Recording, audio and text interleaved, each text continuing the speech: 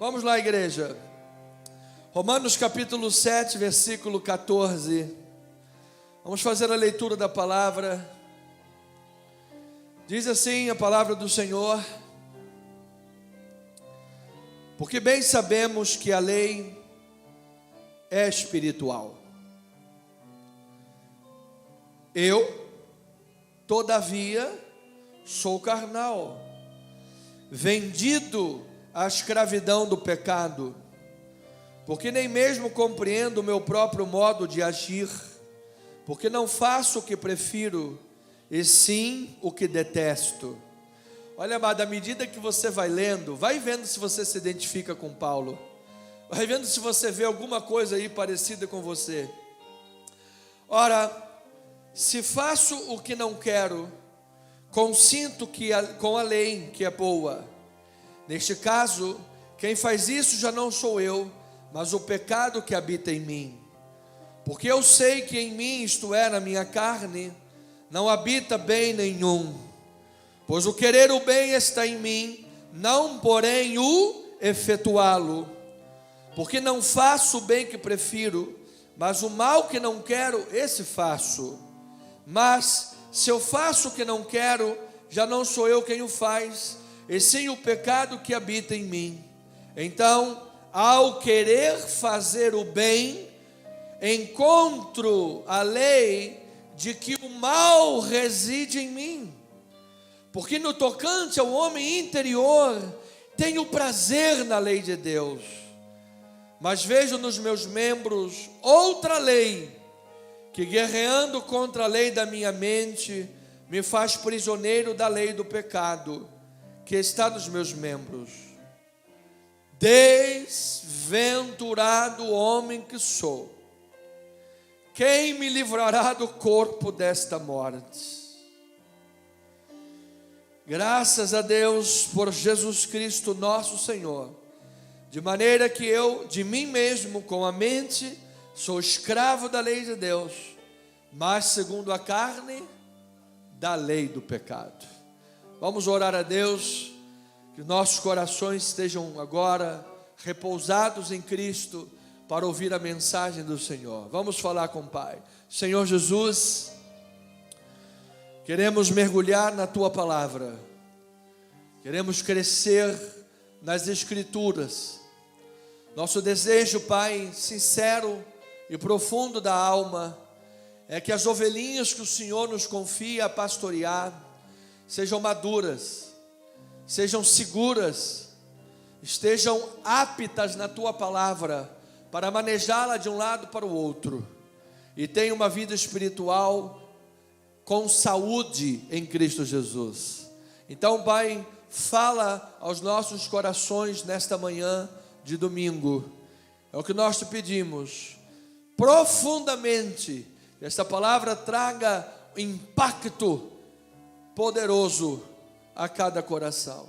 Esta é a nossa oração, em o nome de Jesus, e o povo amado de Deus diga amém e amém. Muito obrigado, amados irmãos, eleitos do Senhor em Cristo Jesus. Amém. Eliardo, de novo, filho, muta aí o som. Amada igreja de Cristo, povo santo de Deus, mais do que vencedores em Cristo Jesus, cabeça e não cauda em nome do Senhor. Romanos capítulo 6 afirma que o cristão está unido com Cristo. O cristão é um espírito com Cristo, está unido com o Senhor, e portanto foi livre da lei. Você e eu fomos libertos da lei de Moisés, fomos libertos da maldição da lei. Você lembra Paulo escrevendo aos Gálatas, diz que Cristo nos resgatou da maldição da lei, como?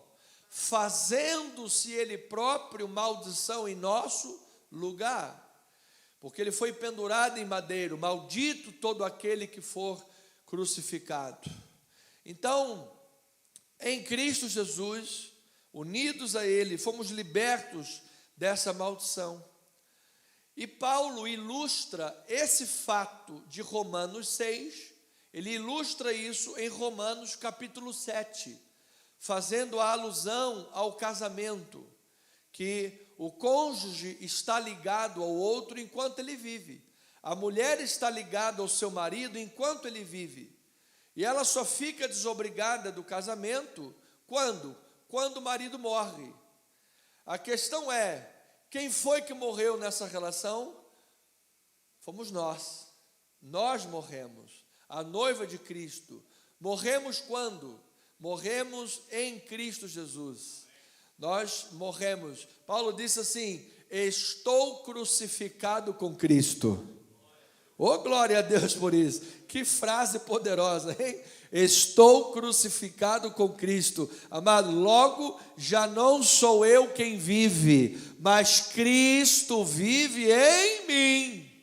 Então, morremos com Ele, e ao terceiro dia, quando o túmulo ficou vazio, e nós recebemos esta verdade pela fé, o Espírito Santo aplicou isto em nós, e nós ressuscitamos com Cristo Jesus. Então eu declaro, amado, você está vivo em Cristo Jesus. Logo, morreu, ressuscitou, está desobrigado do primeiro marido. O primeiro marido era a lei. Já não estamos mais casados com a lei, agora estamos casados com Cristo. Contudo, a pessoa pensa: pastor, mas então, peraí, tem um negócio errado nesse aí. Porque era a lei a causadora de tudo, agora estamos em Cristo. Então, por que a gente ainda peca? Por que ainda existe pecado? Por que a gente ainda escorrega ali na casca de banana?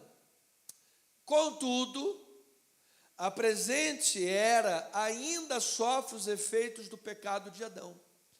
Nós ainda sofremos o pecado. Esse efeito, existe uma sobreposição de eras. A era vindoura, que está inaugurada, e a presente era. Olha aqui, ó, esta sobreposição de eras. Exatamente o momento que nós vivemos. Esse período de transição, de sobreposição. Então, como ainda estamos nessa presente era, há influência da natureza adâmica sobre o nosso coração. Adão ainda está palpitando em nosso coração, amado. O desejo da desobediência, do pecado, ainda está palpitando em nosso coração. Ou seja, o nosso coração é desesperadamente corrupto. Enganador e corrupto é o coração do homem. É terra que ninguém anda. Diz o ditado, não é verdade? Às vezes a pessoa está lá 20 anos casado e ainda não conhece tudo. Ainda tem coisas que vai descobrindo ao longo da vida. Então, amado irmão, há influência. Essa é uma verdade teológica, é uma aplicação teológica que nós já precisamos saber. Há influência de Adão, do pecado, em nossos corações. Segundo, a nossa obediência não será perfeita. A pessoa diz: eu vou alcançar, plenamente, serei perfeito. Impossível. Nós não vamos conseguir este feito de perfeição nesse corpo de carne. Por isso a morte ainda é uma realidade. Por isso nós ainda morremos. A promessa de Deus antes de entrar o pecado é que Adão teria acesso à árvore da vida. Não era uma árvore só, como as pessoas pensam. Tinha a árvore do conhecimento do bem e do mal, que ele não podia comer, e tinha a árvore que ele tinha acesso à árvore da vida. Ele comeu o que não podia, perdeu o que podia. Então os anjos esconderam a árvore, esconderam o jardim do Éden, ninguém sabe exatamente onde era, e no Apocalipse diz que nós teremos novamente acesso à árvore da vida. Louvado seja o nome do Senhor. E viveremos eternamente com Cristo Jesus, para a glória de Deus. Então a morte ainda é uma realidade por isso. Então em Romanos capítulo 6, versículo 17, a palavra bendita e maravilhosa do Senhor diz assim: não sabeis que daquele a quem vos ofereceis como servos para obediência, desse mesmo a quem obedeceis sois servos, seja do pecado para a morte, ou da obediência para a justiça. Versículo 17: mas graças a Deus, porque outrora escravos do pecado, contudo viestes a obedecer de coração a forma de doutrina a que fostes entregues. E uma vez, versículo 18, libertados do pecado, fostes feitos o quê? Servos da justiça. Ou seja, ninguém pode servir a dois senhores, correto? Mas também ninguém pode não servir a senhor nenhum.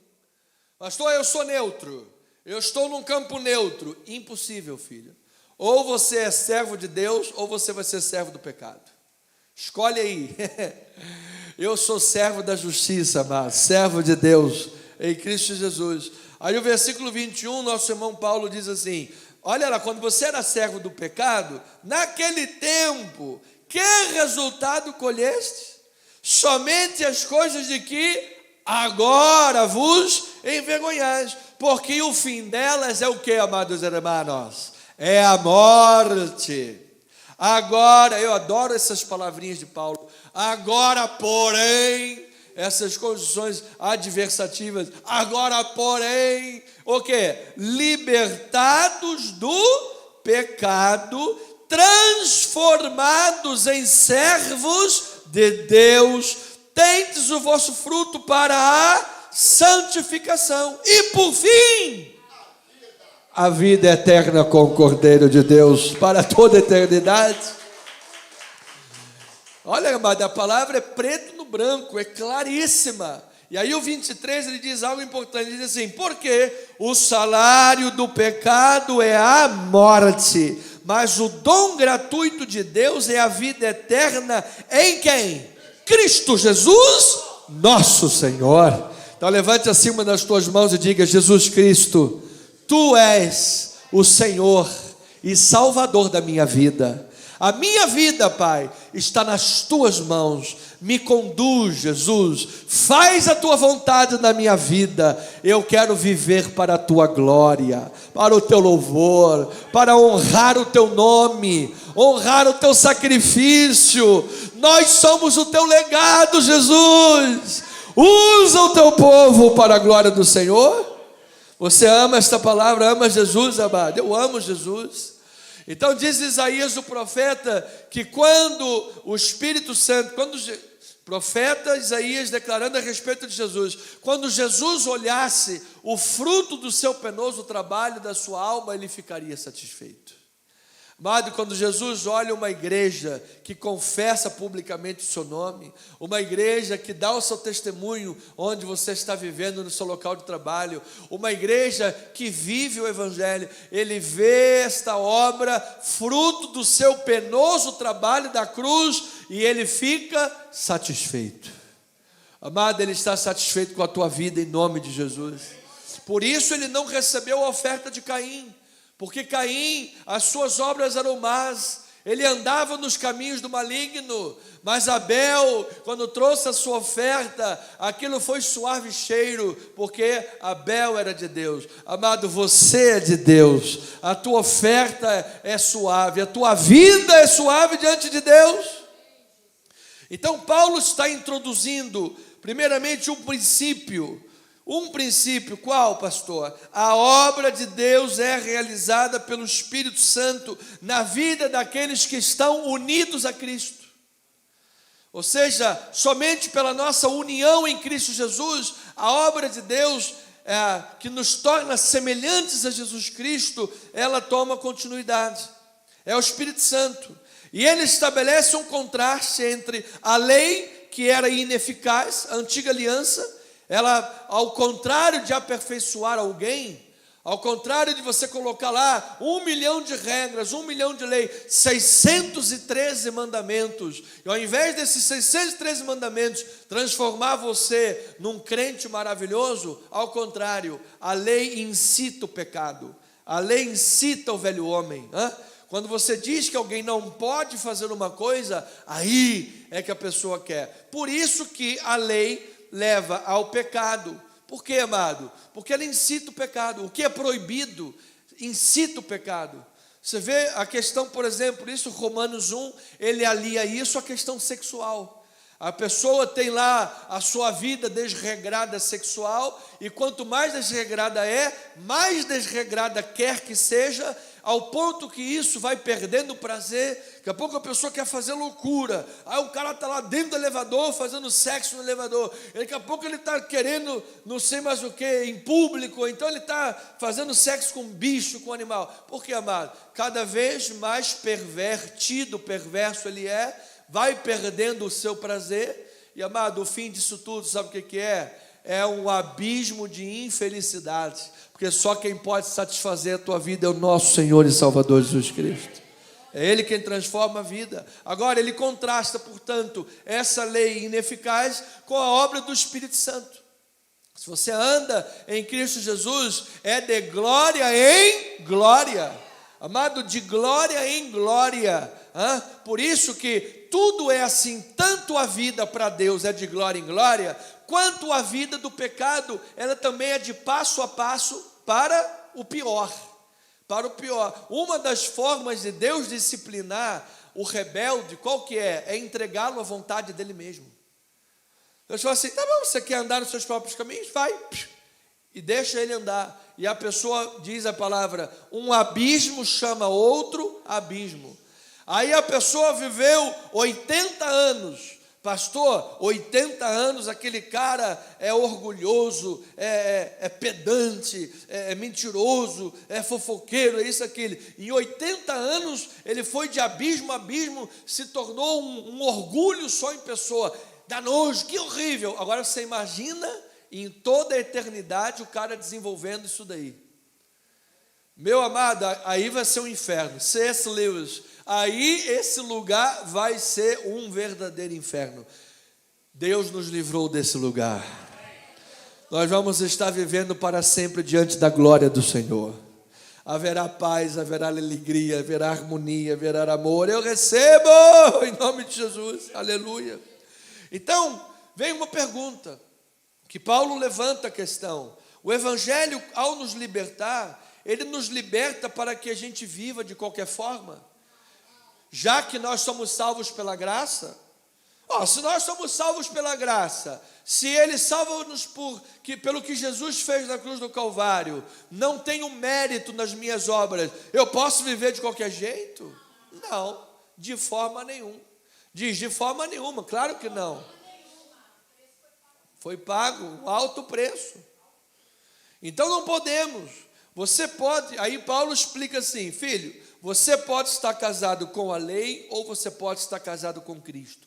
O que você não pode é estar solteiro vivendo de qualquer jeito. Isso é o que você não pode. Você tem obrigações no teu casamento com Cristo. Uma pessoa solteira costuma tomar muitas atitudes unilaterais. Ele não deve satisfação a ninguém. Agora, uma pessoa casada não pode. Ela tem satisfações ao seu cônjuge. Ela precisa andar a dois, não vive sozinho. Quer tomar a atitude unilateral? Então você tem que estar solteiro. Casou, meu amigo, perdeu a liberdade. Mas essa perca de liberdade é compensada por uma intimidade e um amor que o solteiro não tem. Você está casado com Cristo Jesus. E quem é casado e ama o seu cônjuge faz o quê? Busca conhecer os gostos do cônjuge para efetuar mudanças e agradá-lo. Casados com Cristo, nós precisamos conhecer os gostos de Cristo para agradar o nosso Mestre Jesus Cristo. Então não podemos viver de qualquer maneira. Estamos aqui para agradar o Senhor Jesus Cristo. Diga amém por isso. Aí a palavra é tão linda e maravilhosa que ela promete felicidade para quem vive a felicidade do outro. Diz que Jesus se entregou pela sua noiva para apresentar a si mesmo uma noiva preciosa. Louvado seja Deus por isso.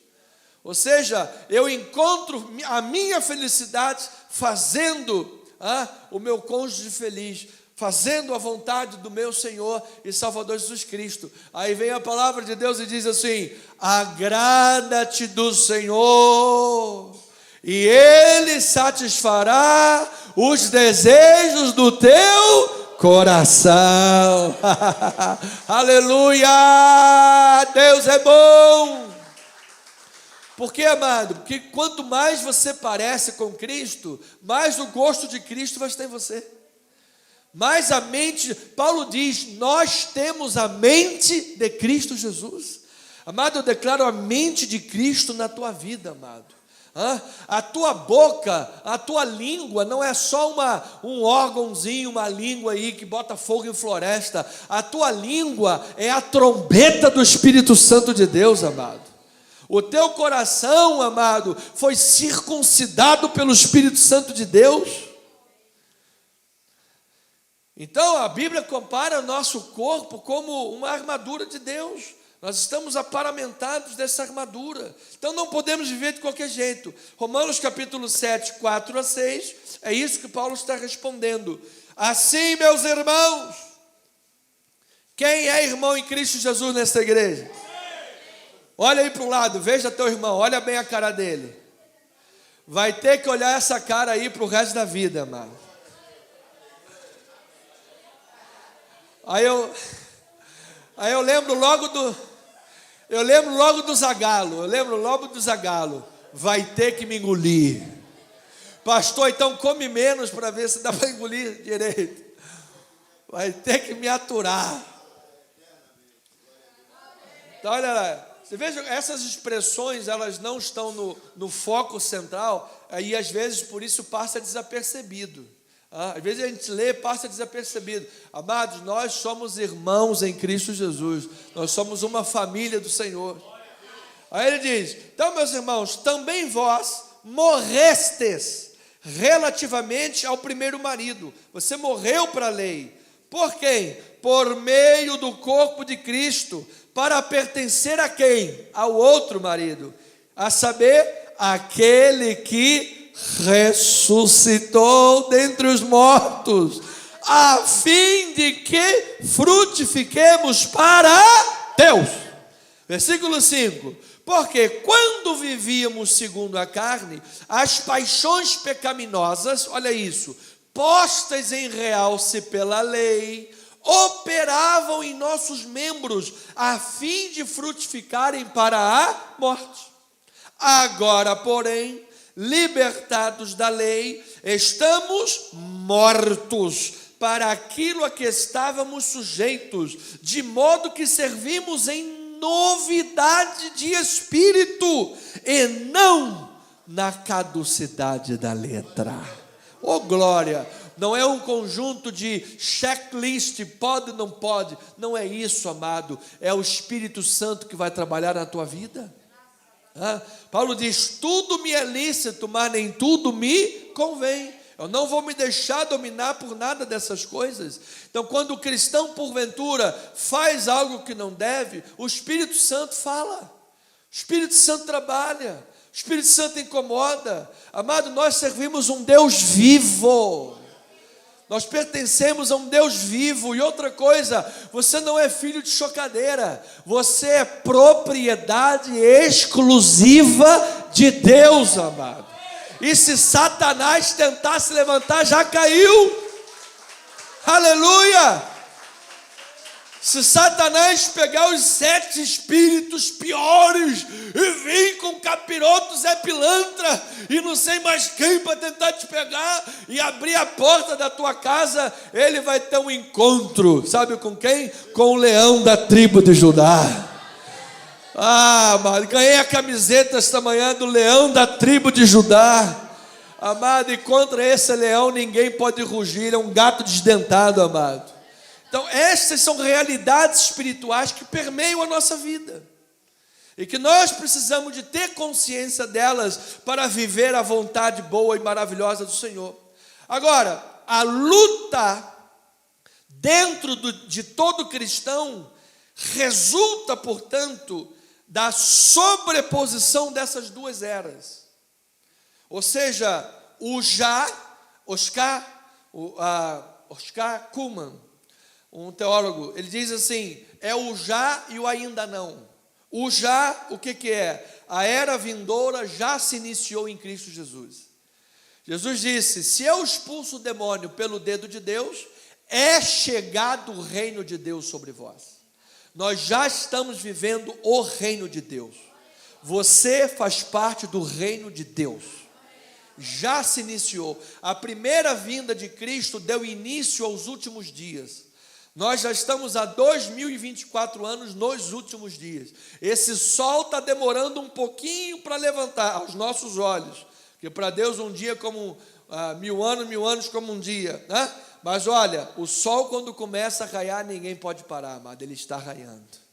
Vai alta hora, diz o apóstolo Paulo. Então o já aconteceu. O reino de Deus já é uma realidade em nossa vida, mas ainda não completamente. Por quê? Porque a presente era ainda é uma realidade até quando, pastor? Até a consumação dos séculos. Então, a nossa luta é resultante dessa sobreposição de eras. Esse é o dualismo, essa é a luta. Então, visto que nós somos participantes da era vindoura, nós desejamos obedecer a Deus. Quem é que deseja obedecer a Deus aqui? Todos nós. Quem é que deseja ter uma vida de oração? Dar um bom testemunho, falar de Jesus para as pessoas, orar pelos enfermos, ser fiel a Deus em tudo. Esse é o nosso ardente desejo da nossa alma. Mas ao mesmo tempo nós somos participantes dessa era presente. Ainda possuímos uma natureza pecaminosa que guerreia contra o nosso desejo de obedecer a Deus. É uma luta, amados irmãos. Mas eu vou lhe dizer, eu não quero dar spoiler aqui, mas eu já vou lhe dizer que você é mais do que vencedor em tudo. E diz o apóstolo Paulo, tem cada passagem que é linda, e ele diz, somos entregues à morte o dia todo. Fomos considerados ovelhas para o matadouro.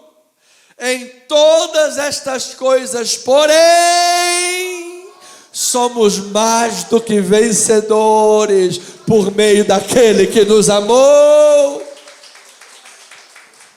Isso é o amor de Deus. Então olha lá, agora olha aqui a luta. Essa é a luta, irmão. Gálatas capítulo 5. Abra aí comigo, por favor, ou acompanhe no nosso telão. Versículo 16. Ele diz assim: digo, porém, andai no Espírito e jamais satisfareis a concupiscência da carne. Por quê?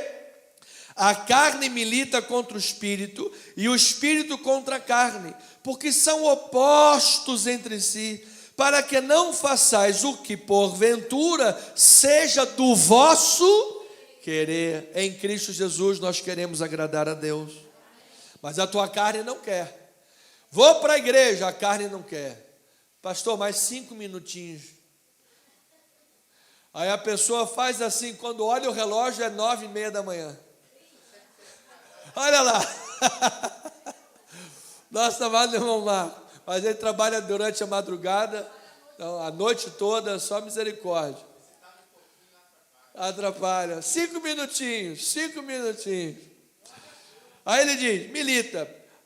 Versículo 18, diz assim: mas se sois guiados pelo Espírito, não estáis sob a lei. Ora, as obras da carne são conhecidas e são prostituição, impureza, lascívia, idolatria, feitiçarias, inimizades, porfias, ciúmes, iras, discórdias, dissensões, facções, invejas, bebedices, glutonarias e coisas semelhantes a estas, a respeito das quais eu vos declaro, como já outrora vos preveni, que não herdarão o reino de Deus os que tais coisas praticam. Em nome de Jesus, nós não vivemos na prática dessas coisas. Jesus nos livrou em nome de Jesus. Versículo 22, mas o fruto do Espírito qual que é? Amor, alegria, paz, longanimidade, benignidade, bondade, fidelidade, mansidão, domínio próprio. Contra estas coisas não há lei. Não há uma lei, não há uma força, não há nada contra a obra do Espírito, mas o Espírito é livre. E os que são de Cristo Jesus, olha lá, crucificaram a carne com as suas paixões e as suas concupiscências. Você está crucificado com Cristo, amado. E se vivemos no Espírito, quem vive no Espírito aqui? Aí Paulo dá um imperativo para nós: andemos também no Espírito, e não nos deixemos possuir de vanglória, provocando uns aos outros, tendo inveja uns dos outros. Sabe a provocação, sabe? Arma coisas, ou tem inveja, a dissensão, a facção, as discórdias. Tem gente que é cri-cri, gosta de discordar porque quer discordar. Um dia eu encontrei um desses, da época da juventude, aí estava falando com ele: olha, irmão, você já viu o filme A Forja? Muito bom, assim, assim, assim. Ele falou: que filme é esse? A Forja e tal, de cristão, Alex Kendrick, é um filme muito bom e tal. Ele é para crente? Sim, é para cristão. Se é para crente, para que serve? Não serve para nada.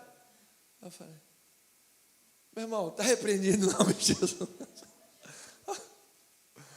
Olha, está no cinema, o cri-cri. Vai qualquer pessoa assistir, pode entrar lá, assistir e se converter. E outra coisa, amado, se for só para a igreja, é para edificar o corpo de Cristo, que a igreja tem que ser edificada também.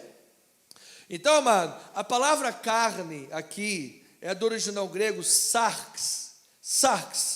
Ou seja, sarx é natureza sensual, do original grego, é natureza sensual e animal do homem, com desejo ardente de incitar a pecar, que incita a pecar.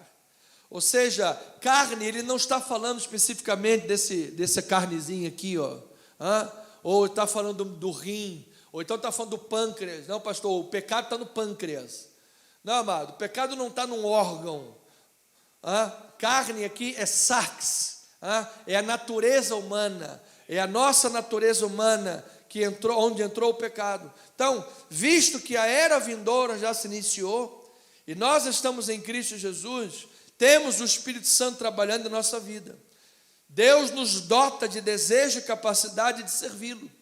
Por isso a gente acorda, vem cedo para a igreja, faz o ensaio, canta, louva, lá onde você trabalha, você dá o seu testemunho, serve ao Senhor, tira lá o teu dízimo, faz a obra de Deus. É o Espírito Santo trabalhando. Contudo, por estarmos ainda vivendo nessa natureza pecaminosa, o coração ainda tem residindo nele o pecado dificulta a nossa tentativa de obedecer a Deus. Esta é uma luta constante. Agora, em vez de isso nos levar ao desespero, esse conflito aponta para uma boa nova, maravilhosa. Qual? De fato, o cristão é um cidadão da era vindoura. De fato, o cristão é um cidadão desse mundo de Deus. Porque senão, amado, você estaria acostumado com o pecado e está tudo bem. Mas se há uma guerra, se há uma luta, isso quer dizer, você é filho de Deus. Você é filho de Deus. Então, nesta presente era, a carne pecaminosa que reside no coração dificulta, tenta atrapalhar, tenta nos fazer não obedecer a Deus. Agora, é importante nós sabermos que Paulo usa, que parece um texto meio complicado, um pouquinho enrolado, de Romanos capítulo 7. Então, Paulo usa aqui 3 expressões para a palavra lei. Quando ele fala de lei, em Romanos 7, ele usa 3 expressões. Primeiro é a lei de Deus. Olha lá, Romanos capítulo 7, versículo 14, diz assim: porque bem sabemos que a lei, aqui é a lei de Deus, ou a lei mosaica. Lei mosaica e lei de Deus é a mesma. A lei não era de Moisés, foi Deus que deu a lei por Moisés. Os 10 mandamentos, por exemplo. Então, porque bem sabemos que a lei é o quê? Espiritual. Eu, todavia, sou carnal, vendido à escravidão do pecado. Depois ele fala sobre a lei como lei do pecado. Ou seja, ele está dizendo que há um princípio geral na vida, que quanto mais eu tento fazer o bem, mais o mal se levanta.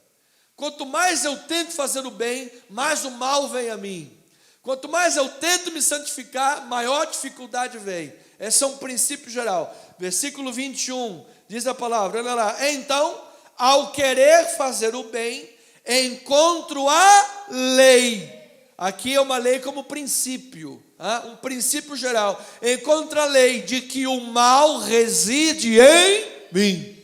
Então a pessoa está tentando orar e a carne está com sono. A pessoa está tentando vir à igreja, e tudo acontece, e a pessoa já não vem mais, e está cansada e não quer vir. Ou seja, é um princípio geral. E existe, então, a lei do pecado que rege isso tudo. E lei como força e poder. Versículo 23, ele diz assim: mas vejo nos meus membros outra lei, que guerreando contra a lei da minha mente, que é a lei de Deus, o prazer de Deus, me faz prisioneiro daquela outra segunda lei, a lei do pecado, que está nos meus membros. Ou seja, existe uma força da natureza humana, existe um poder que me leva a estar praticando a lei do pecado, contra aquela lei que é a lei de Deus, na qual eu tenho prazer.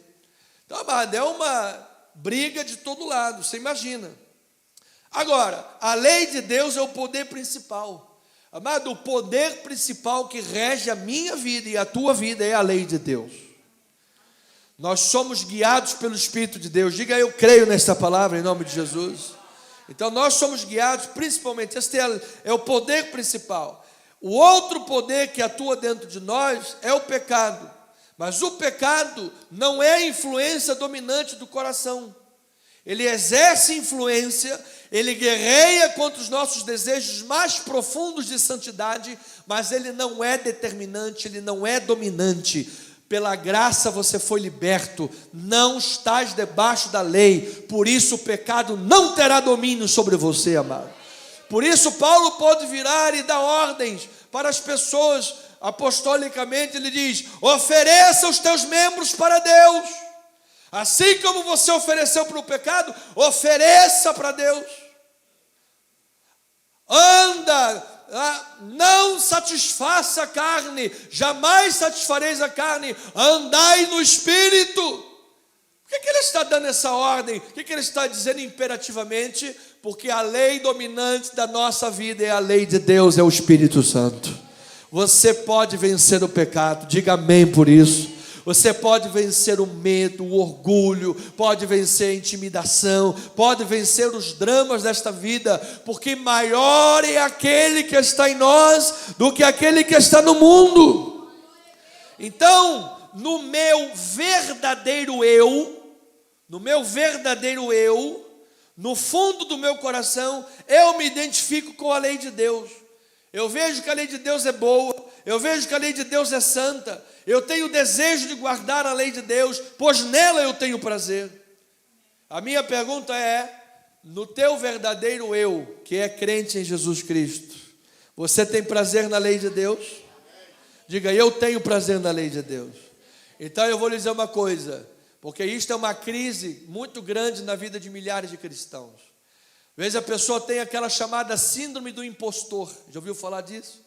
A pessoa pensa: pastor, eu sou um fracassado, eu não sou um cristão de verdade.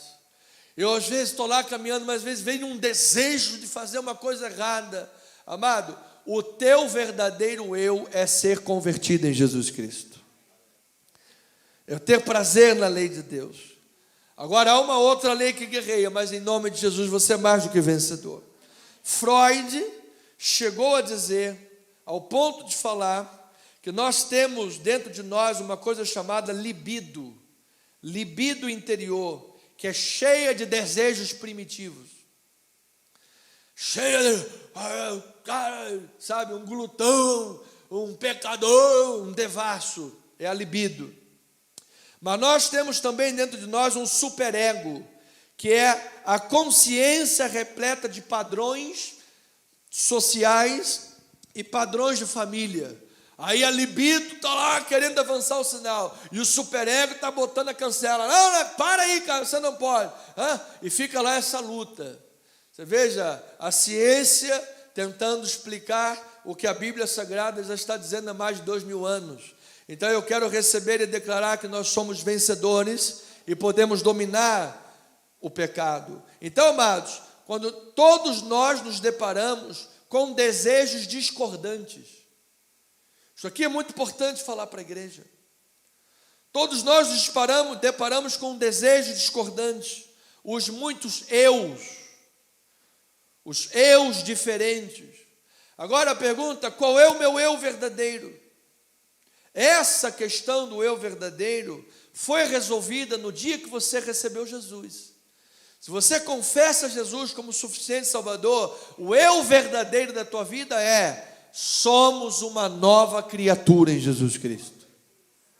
Somos unidos com Cristo Jesus, diga amém por isso. As coisas antigas já passaram, eis que tudo se fez novo. Este é o nosso eu verdadeiro, está resolvido, somos regenerados. Mas a questão do conflito só terá fim na eternidade. Mesmo sendo regenerado, o conflito continua, a briga continua, mano. Nem depois de velho o desejo de brigar vai passar, sabia? É igual o Mike Tyson, o cara já está com 80 anos, está querendo lutar. Quantos anos tem o Mike Tyson? 58, né? E está querendo brigar. A briga vai continuar até o último dia. Eu estou torcendo por ele. Vamos lá. Romanos capítulo 7, versículo 15. Vamos à palavra de Deus. Porque nem mesmo compreendo o meu próprio modo de agir. Olha, amado, se você ler isso daqui e conseguir enxergar a tua vida, não é uma mera coincidência. Essa é a palavra de Deus. Você está dizendo, eu não compreendo o meu modo de agir, pois não faço o que prefiro, e sim o que detesto. Versículo 16. Ora, se faço o que não quero, consinto com a lei que é boa.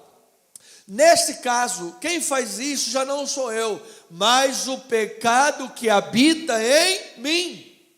Porque eu sei que em mim, isto é, na minha carne, na minha natureza humana, no sarx, na minha natureza humana, aquela natureza sensual, animal, com desejo de pecar, olha lá, não habita o quê? Bem nenhum, pois o querer o bem está em mim, não porém o efetuá-lo, porque não faço o bem que prefiro, mas o mal que não quero, esse faço.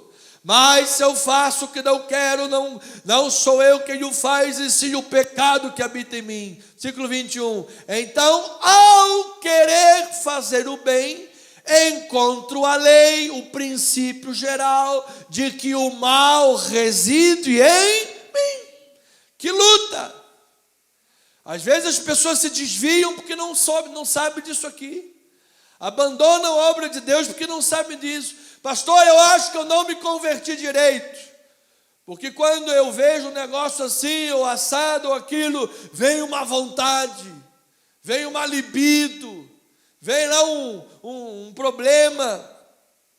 Então, amado, nós podemos às vezes ser levados à desobediência, mas o comportamento pecaminoso é denunciado pelo nosso autoentendimento mais profundo, que é a nossa consciência, ou seja, mesmo numa eventual derrota, em que você, num eventual momento, peca, mesmo numa eventual derrota, a nossa consciência foi mudada, a nossa consciência foi transformada. Você sabe que aquilo é pecado, você sabe que não deve viver no pecado, e o teu desejo é viver para Deus. Se o teu desejo é viver para Deus, diga amém por isso, amado. Então, a era vindoura, filho amado na fé, já se iniciou. Estamos em Cristo Jesus. O Espírito Santo trabalha em nós. Diga amém por isso, amado. Essas são verdades transformadoras. Muita gente está por aí batendo a cabeça, correndo atrás de óleo grosso, sal grosso, azeite da unção, vassoura do milagre, vivendo uma religião mentirosa, hipócrita e vagabunda. Essa que é a verdade, do original grego diz isso. Ministério vagabundo. Você está aqui aprendendo teologia, Bíblia, palavra de Deus. É isso que temos que valorizar, é a palavra de Deus. Temos o Espírito Santo, e Ele está te dando capacidade para servir a Deus. A luta não vai parar, irmão, mas o Espírito também vai continuar trabalhando. Oh, glória a Deus. Romanos 7, 22 e 23, diz assim: porque no tocante o homem interior, tenho prazer na lei de Deus. Quem tem prazer na lei de Deus? Amém. Mas vejo nos meus membros outra lei, que guerreando contra a lei da minha mente, me faz prisioneiro da lei do pecado que está nos meus membros. Veja, amado, que o pecado se aproveita primeiro da lei, A lei é santa, correto? A lei é de Deus, mas se aproveita da lei, porque nós ainda estamos na carne, no mundo, para fazer o mal. E se aproveita dos nossos membros, se aproveita do nosso corpo. O corpo que a Bíblia diz que é templo do Espírito Santo. A mente que a Bíblia diz que é mente de Cristo Jesus. O coração que a Bíblia diz que foi circuncidado pela palavra de Deus. O pecado é uma força tão poderosa, o pecado é uma força tão grande, tão arraigada na nossa natureza humana, que ele se vale de meios da lei que é santa ou do corpo que é templo para se mostrar tremendamente maligno. Amado, pobreza não afasta ninguém de Deus. Doença não afasta ninguém de Deus. Mas o pecado pode afastar uma pessoa de Deus, da obra de Deus. Mas graças a Deus que você foi lavado e remido em nome de Jesus.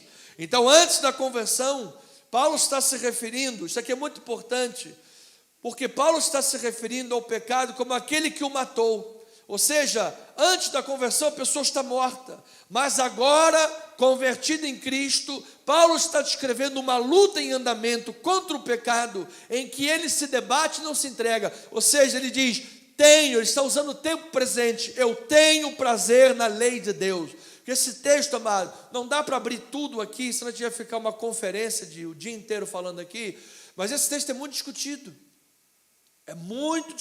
muito debatido.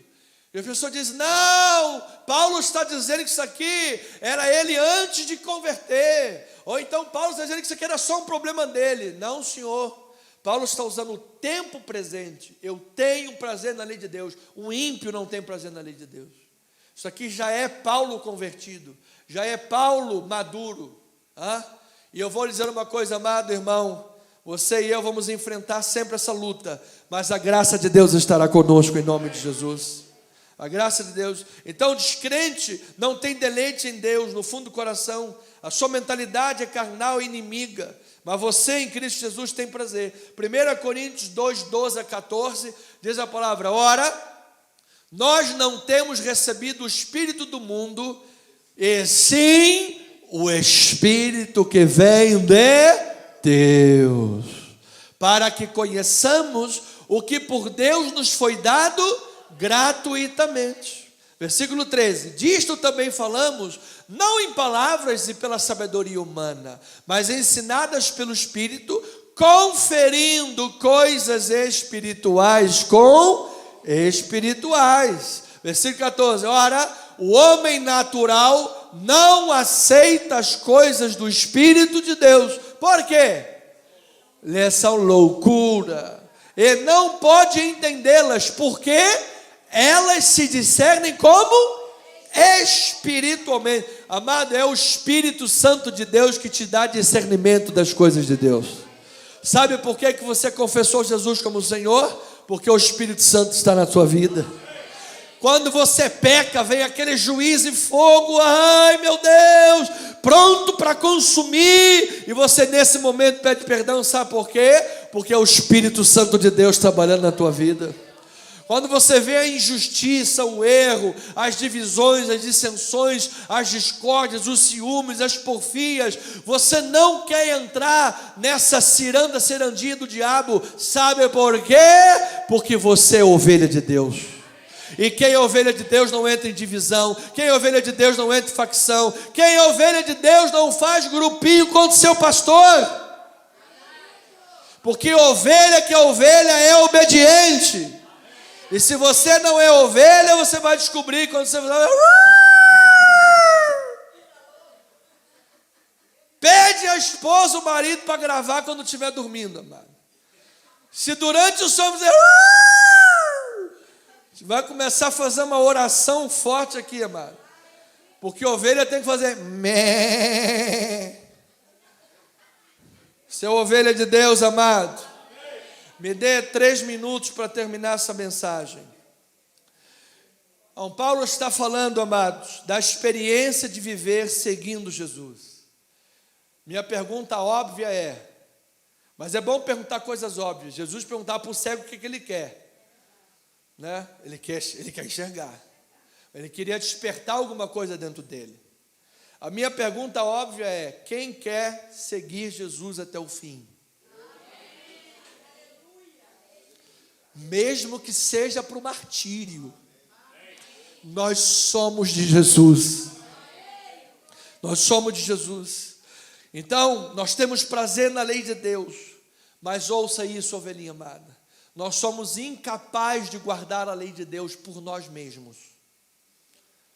Então, avançar na vida cristã, ouça, é enxergar o próprio pecado.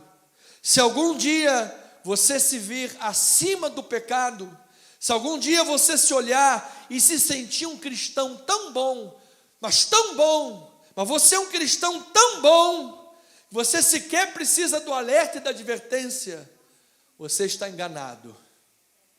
Você está muito enganado.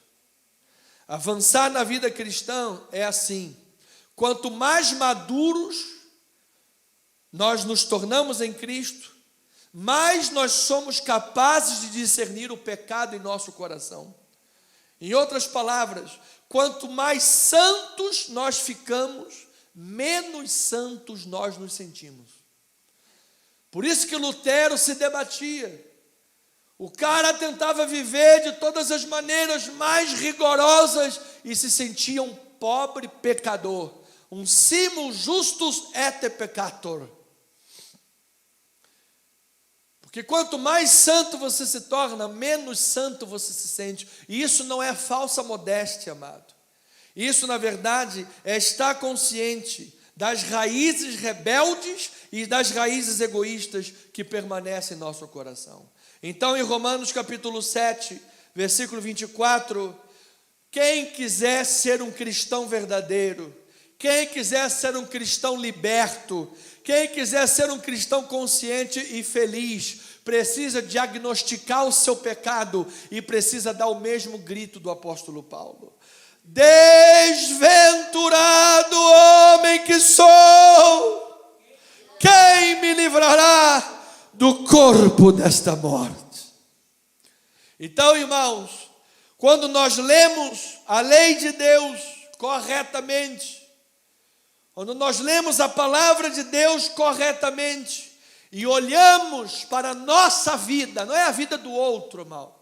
Para de olhar a vida do outro, que você não é juiz de ninguém.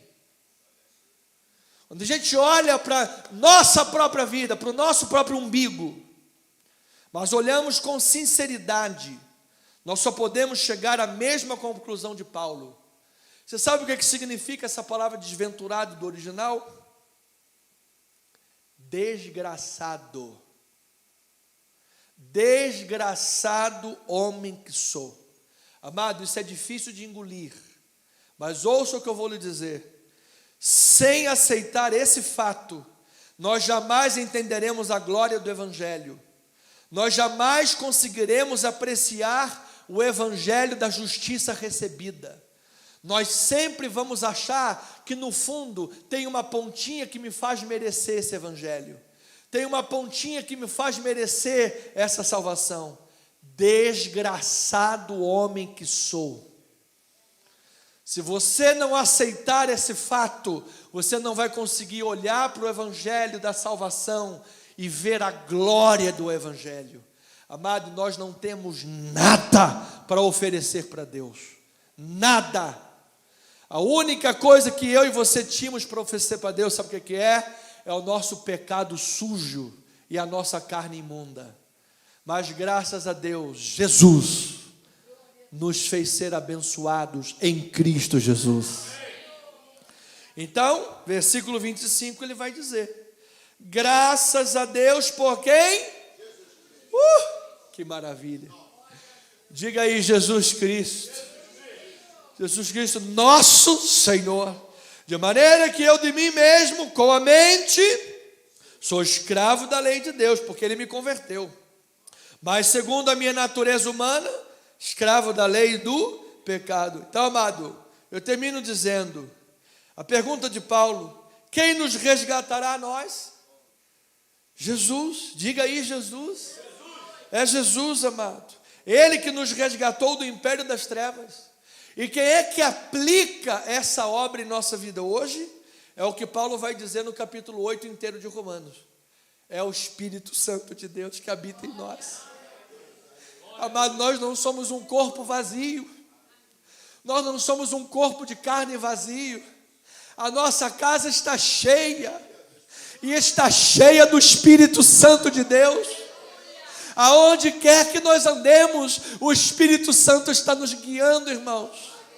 Por isso, uma vez que você foi liberto e você foi convertido pelo nosso Senhor Jesus Cristo, Paulo está dizendo: se sois filhos de Deus, andai no Espírito e jamais satisfareis a concupiscência da carne. Então, irmão, na justificação, você foi liberto da culpa do pecado. E é na santificação que o Espírito opera que nós estamos sendo libertos do poder do pecado. A luta vai continuar, mas felizmente nós já somos mais que vencedores. E aí Paulo dá uma formulazinha para terminar essa luta, igual a Rock Balboa vencendo. Olha lá, mais do que o Rock Balboa, você é mais do que vencedor. Hebreus 12, 1-3, diz a palavra do Senhor. Faz aquele... Depois faz o nosso fundinho, amado. Romanos 12, 1-3, vamos ler a palavra. Diz assim: portanto também nós... antes de ler o 12, você precisa saber que o capítulo 11 de Hebreus é a galeria da fé. Ele vem falando de todos aqueles que lutaram e pela fé desbravaram, morreram, mas pela fé foram mais que vencedores. Aí ele diz: portanto, também nós, visto que temos a rodear-nos tão grande nuvem de testemunhas, desembaraçando-nos de todo o peso e do pecado que tenazmente nos assedia, corramos com perseverança a carreira que nos está proposta. Tem aquela, amado, teus olhos revelam que eu. Quem é que quer correr a carreira proposta? Pergunta para o teu irmão aí, instiga ele, provoca ele mesmo, para provocar, diga: meu irmão, você quer correr essa carreira? Você quer seguir Jesus?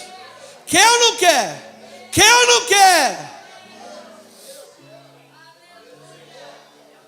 Você quer seguir Jesus ou não quer, irmão? A carreira está proposta. Aquele que quiser me seguir, tome a sua cruz e me siga. Evangelho não é evangelho de facilidades. Há lutas. E as pessoas precisam saber que existe luta. Mas eu vou lhe dizer, amado, não há nada nesse mundo que possa se comparar à glória de Deus em nossas vidas. Não há nada nesse mundo que possa se comparar à presença de nosso Senhor Jesus Cristo. Não há ganho no mundo maior que seja do que ter ganho a alma para Jesus. Você pode ter saúde, você pode ter dinheiro, você pode ter riquezas, você pode ter tudo nesse mundo e ao mesmo tempo não ter nada. Mas você pode estar enfrentando todas as lutas e ser sabedor que a luta só vai terminar quando Jesus voltar, mas mesmo assim você viver feliz. Sabe por quê? Porque os que se inclinam para o Espírito caminham para a vida e para a paz. A era vindoura já começou, irmão. O Espírito Santo está em nós. Ele diz: como é que você vai se desembaraçar do pecado? Pastor, eu sou fraco.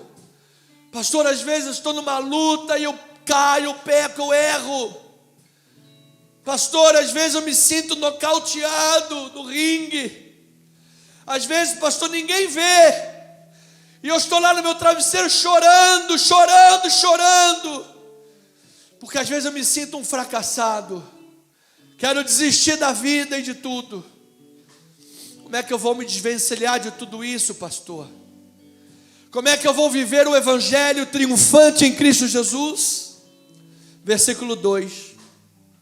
Olhando firmemente para o autor e o consumador da fé, Jesus, o qual em troca da alegria que lhe estava proposta, suportou a cruz, não fazendo caso da ignomínia, e está sentado à destra do trono de Deus. Considerai, essa palavra considerai ou olhai, do grego é eidon. Eidon é olha fixamente, irmão. Fixamente, amado. É para Ele que você tem que olhar. Se você olhar para mim, você vai cair. Se você olhar para um homem qualquer, você vai cair. Se a tua esperança estiver num homem qualquer, você vai cair e vai ficar prostrado. Mas se você olhar para Jesus, o Senhor vai te sustentar, amado.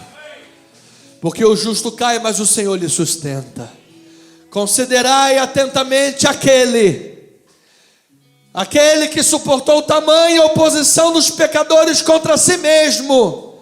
Olha aí que notícia maravilhosa. Para que não vos fatigueis, desmaiando em vossa alma.